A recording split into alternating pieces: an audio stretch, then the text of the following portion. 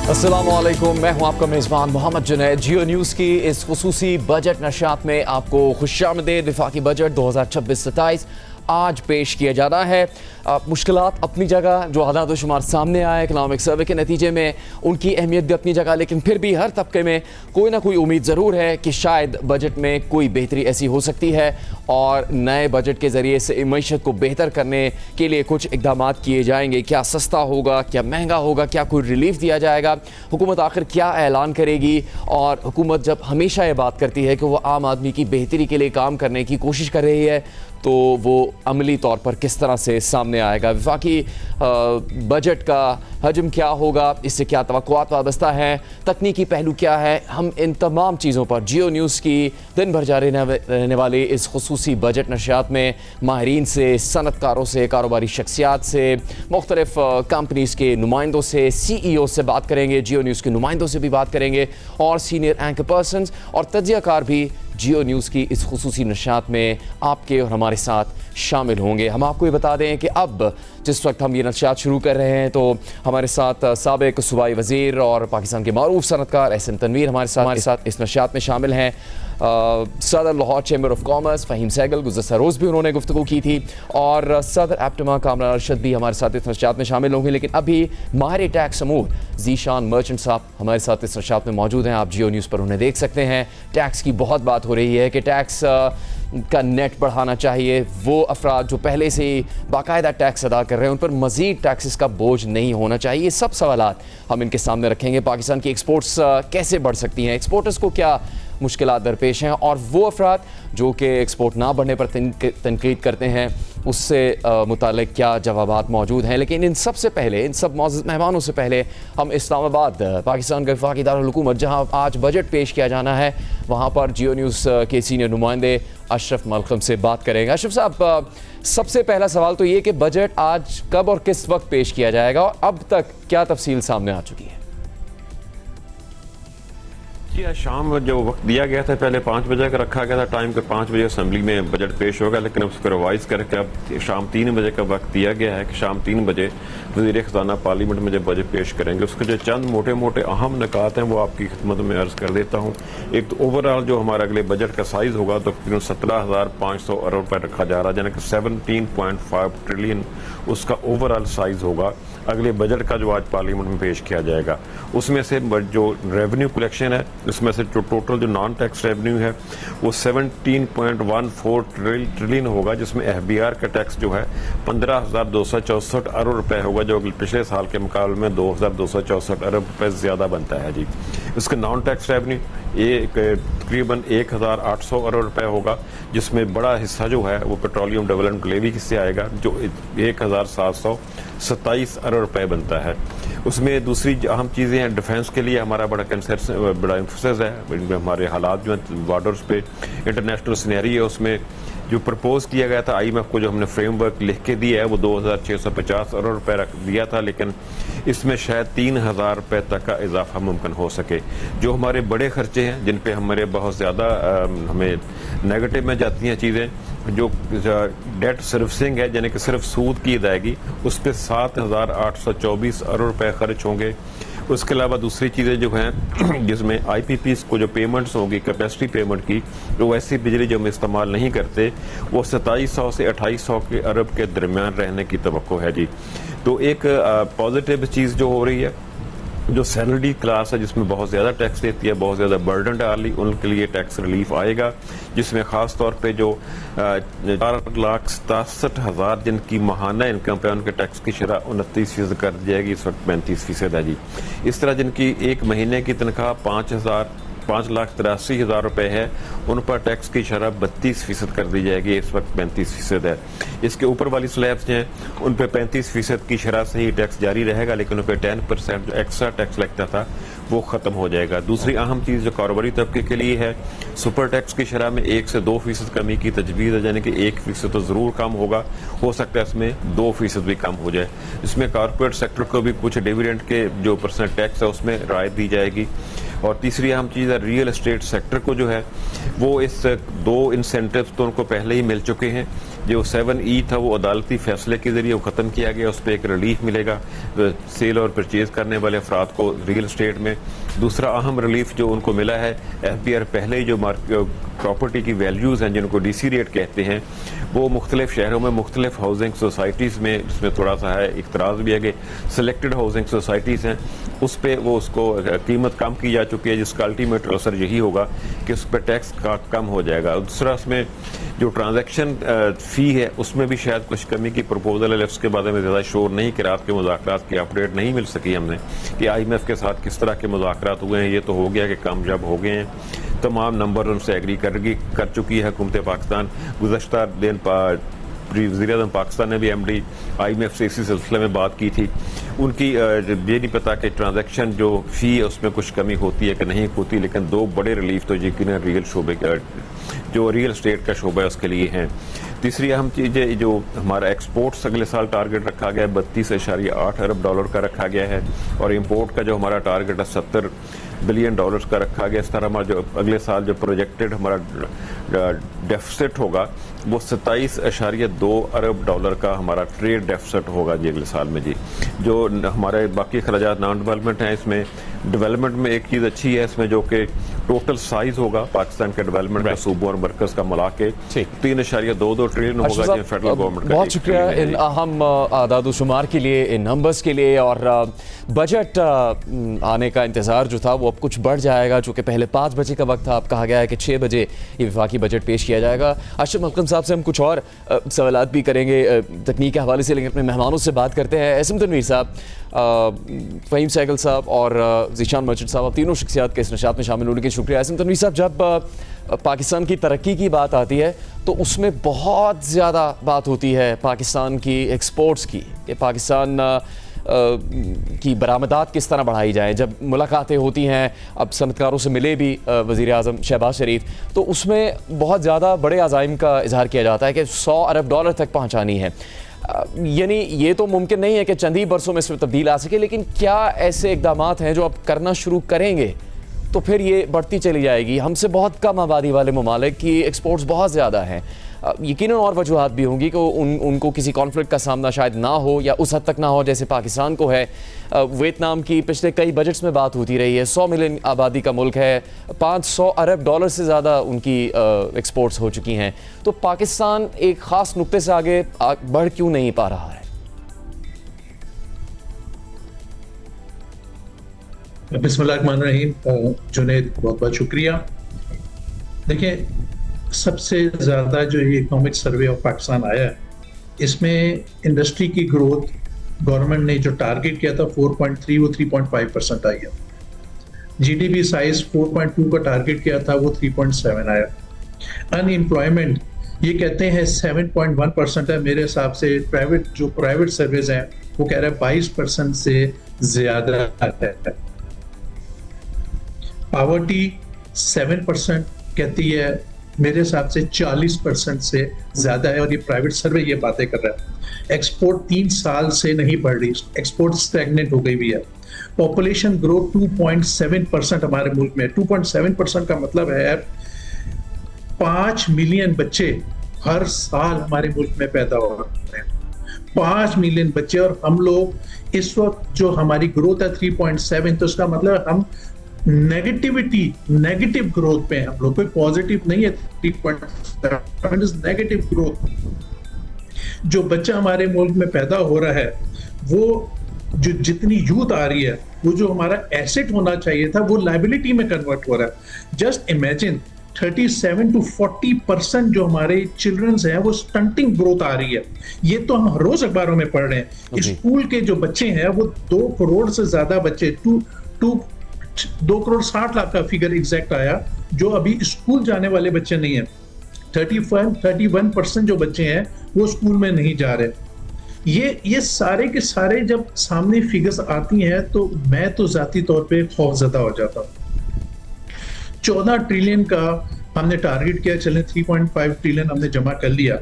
उसमें से प्रोविंसेस को 57.5% आप दे देते हैं, से आप 7.5 ट्रिलियन प्रोविंसेस को दे रहे हैं।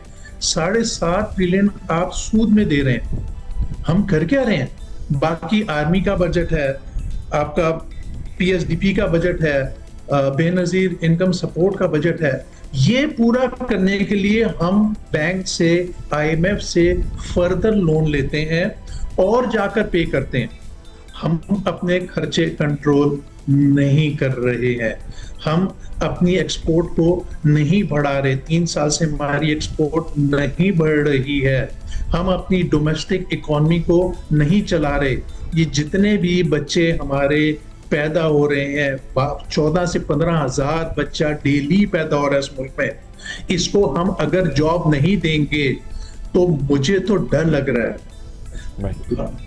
ना एजुकेशन दे रहे हैं, ना उनको हेल्थ दे रहे हैं। इसका सॉल्यूशन पे अगर हमारी गवर्नमेंट नहीं सोचेगी, हम इसी तरह से बैठे रहेंगे तो क्या होगा? अब सॉल्यूशन में कोई रॉकेट साइंस है क्या? हम बार बार बात कर रहे हैं कि हमारे को डॉलर चाहिए इस मुल्क में, एक्सपोर्ट लेड ग्रोथ चाहिए, हमारे को डोमेस्टिक इकोनॉमी चलानी है, उसके ऊपर अभी आपका सर्वे ने एक रिपोर्ट दी कि उसके बारे में गवर्नमेंट हमें रखता हूं, तो मैं तो जाती तौर पे खौफजदा हो जाता हूं। जो आईपीपी का हशर हो गया हमारे साथ, हम बंद यूनिट्स को ट्रिलियंस ऑफ रुपीस पे करते जा रहे हैं कैपेसिटी चार्जेस की मद में। ये कैसे ठीक होगा? कब ठीक होगा? हमने बोला जी हमने तो बड़ा स्टेबिलिटी हम क्रिएट कर रहे हैं, बस स्टेबिलिटी के साथ साथ हमने स्टैग्नेंसी क्रिएट कर दी है, हमने हर चीज स्टैग्नेंट कर दी है। आप कहते हैं नई जॉब्स क्रिएशन, मैं तो कह रहा हूँ पुराने यूनिट बंद हो रहे हैं, लोग बेरोजगार हो रहे हैं। तो ये जो इतनी बड़ी यूथ हमारी आ रही है, इसको आप कहाँ लेकर जाएंगे? मैं तो ये सवाल पूछ रहा हूँ इस वक्त अपनी गवर्नमेंट से भी, मेरी प्राइम मिनिस्टर साहब से भी मुलाकात हुई। हमें इस वक्त ग्रोथ का बजट चाहिए है। 3 साल गुजर गए हैं, एक्सट्रीमली बैड ईयर्स। अगर अब भी ग्रोथ का बजट नहीं देंगे तो गुजारा नहीं होगा हमारा। जी एहसन तनवीर साहब, ये तो आसान तर्जुमा इक्तिसादी सर्वे का भी हुआ है कि बस एक मेंटेनेंस जारी है, तरक्की हो नहीं पा रही है। फ़हीम सहगल साहब, इस नुक्ते से आगे बढ़ना मुमकिन है और आबादी का बेहंगम अंदाज में बढ़ना, ये तो एक बहुत बड़ी परेशानी और फ़िक्र की बात है। इसके लिए मुख्तलिफ मुहिम भी चलाई गई हैं, पाकिस्तान में वक्फ़ा की मुहिम भी चलाई गई है, लेकिन उसमें शायद बहुत काम बाकी है, बहुत ज़्यादा मौसर अंदाज से पैगाम पहुँचाने की ज़रूरत है और शायद उसके बाद भी कितना वक्त लगेगा। क्या फ़ौरी तौर पर ऐसी तब्दीलियाँ की जा सकती हैं जिन मसाइल की तरफ एहसन तनवीर साहब इशारा कर रहे हैं कि हम उसके हल के सफ़र का आगाज़ तो कर सकें? जी thank you very much Junaid sahab. और सबसे पहले तो ये बजट के हवाले से मैं कहूँगा कि मुझे ऐसे लगता है कि ये टैक्स कलेक्शन का बजट है, इकोनॉमिक ग्रोथ का बजट नहीं है। इसमें एक्सपोर्ट लेड ग्रोथ की कोई बात नजर नहीं आ रही। इकोनॉमिक ड्रिवन बजट जिसको कहना चाहिए वो नजर नहीं आ रहा। जो आप बात कर रहे हैं जुनैद साहब के, यहाँ पे जो पॉपुलेशन बड़ी तेजी से बढ़ रही है, पॉपुलेशन की जो जॉब क्रिएशन है वो इंडस्ट्री कर, लार्ज स्केल इंडस्ट्री हमारे मुल्क से उसकी ग्रोथ का आपने देख लिया माइनस में है। इसके साथ साथ तो बेस्ट एम्प्लॉयमेंट जनरेशन होती है, आपने अपनी यूथ को जहाँ पे डिपोर्ट करना है वो है आपकी एसएमईज के लिए इस बजट में कोई चीज मुझे नजर नहीं आई। आपने बेनजीर इनकम सपोर्ट प्रोग्राम की बात की, वो हर साल बढ़ा दिया, 200 अरब से आपने शुरू किया, तो लास्ट ईयर 720 अरब था, अब कहते हैं जी कि 1000 अरब तक ले जाए। मुझे ये समझ नहीं आती। आपके हमसाया ममालिक में अगर आप देखें रीजनल कंट्रीज में तो 15 to 20% लोन दिए जाते हैं आउट ऑफ टोटल लोन, ये आपकी एसएमईज को, जबकि पाकिस्तान में 6% है। क्यों नहीं हम इन दूसरे जो एक्सपेंसेस हैं उसकी वजह से हम लोन भी ले रहे हैं और इनको हम एसएमईज के लिए मुख्तस क्यों नहीं करते? पूरे मुल्क में मुझे बताएं कोई ऐसा एक डिक्लेयर एसएमई जोन जो सिर्फ इंडस्ट्रियल जोन जो सिर्फ एसएमईज के लिए डेडिकेटेड हो।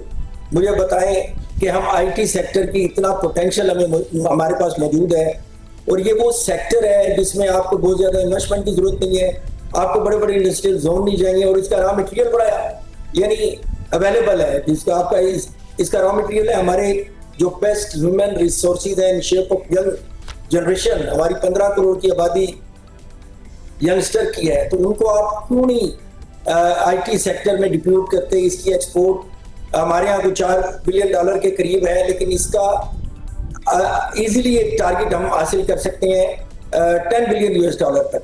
तो मैं समझता हूँ कि हुकूमत को ये जो टैक्स कलेक्शन के आदाब हर साल, पिछले साल भी आपने 14,100 अरब का रखा था, वो आपका पूरा नहीं हुआ, 13,400 कुछ अरब आप इकट्ठे कर सके। तो मैं ये समझता हूँ कि टारगेट आप जितना मर्जी कर ले, फिर अब आप देख लें, फिर उस टारगेट को जो पूरा नहीं करते तो आपके पास एक एवेन्यू रह जाता है इन्फोर्समेंट के जरिए, आप फिर वो टैक्स कलेक्शन करते हैं, एफबीआर उसको उसके कंपनसेशन के लिए इन्फोर्समेंट इस्तेमाल की जाती है, और या फिर आप पेट्रोलियम लेवी में इजाफा कर देते हैं। तो मैं समझता हूँ कि जब तक आप अपनी इंपोर्ट को कम नहीं करेंगे, अभी हमने इस बजट में $70 बिलियन टारगेट रखा है अपनी इंपोर्ट का, और $32 बिलियन आपने रखा है अपनी एक्सपोर्ट का। तो इट्स मींस कि आपको नजर आ रहा है कि हमारा ट्रेड डेफिसिट बढ़ गया, और अगर ये सपोर्ट ना की हमें, ये जो फॉरेन रेमिटेंसीज हैं, ये अगर सपोर्ट नहीं करती तो हमारा करंट अकाउंट डेफिसिट भी सरप्लस नहीं रहेगा, माइनस में चला जाएगा। ऐसे भाई साहब वो तो जी 32.8 अरब डॉलर का हदफ सामने आ रहा है, बजट आ रहा है पे अंदाज़ा होगा, लेकिन यकीनन इससे ज़्यादा बढ़ना चाहिए था। आप सनतकार हैं, आप और एसएम तनवीर साहब कारोबार को समझते हैं, वो बेहतर बता सकते हैं कि हुकूमत ने क्यों इससे बेहतर अज़्म का इजहार नहीं किया है। ज़िशान मर्चेंट साहब, अमेरिका दुनिया की सबसे बड़ी मईशत है, उसमें एक डोनाल्ड ट्रंप हैं जिनके बारे में कहा जाता है वो टैक्स नहीं देते। तो पाकिस्तान में तो लाखों डोनाल्ड ट्रंप हैं जिन पे टैक्स लागू होता है, वो टैक्स नहीं देते। ये कब तब्दील होगा? 35% तक तो हम आ गए हैं डायरेक्ट टैक्स पर, जो शरह मौजूद है, उसके बदले कोई सहूलियात बराह रास्त नहीं मिलती है पाकिस्तान के आवाम को, वो अफराद जो टैक्स अदा करते हैं। बिस्मिल्लाहिर्रहमानिर्रहीम। देखें, ये जो आपने कहा ना कि टैक्स के नंबर नहीं बढ़ रहे, यानी लोग नहीं बढ़ रहे, इनडायरेक्टली तो हर बंदा टैक्स दे रहा है। मोबाइल का सिम का कार्ड अपलोड कराता है, उस पर टैक्स कट जाता है, बिजली के बिल में टैक्स कट जाता है, आप ग्रोसरीज खरीदते हैं उस पर सेल्स टैक्स कट जाता है, आप प्रॉपर्टी खरीदते हैं उस पर भी टैक्स कट जाता है, गाड़ी खरीदते हैं उस पर भी टैक्स कट जाता है, हर चीज पे टैक्स कट जाता है। सिर्फ सांस लेने पे इस वक्त टैक्स नहीं कट रहा। अलबत्ता यस, ये बात बिल्कुल ठीक है कि रिटर्न फाइलर्स जो हैं वो नहीं बढ़ रहे पाकिस्तान में। उसकी जो बुनियादी वजह है वो एक तो सबसे बड़ा जो है वो ट्रस्ट डेफिसिट है, क्योंकि कोई भी सिस्टम में आने से डरता है कि जो सिस्टम में आ जाता है उसी का जूस निकाला जाता है और उसी के ऊपर हैवी रिलायंस ऑन टैक्सेशन होता है।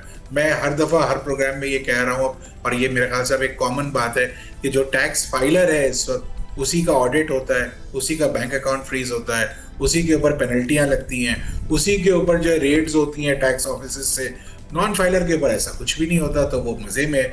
अब मसला ये है कि इस वक्त बिजनेसेस का जो टैक्स रेट आपने कहा 35% है, जो छोटे कारोबारी हैं, जो इंडिविजुअल्स या एओपीज हैं, उनका जो टैक्स रेट है, जो मैक्सिमम टैक्स रेट है वो 49.5% है।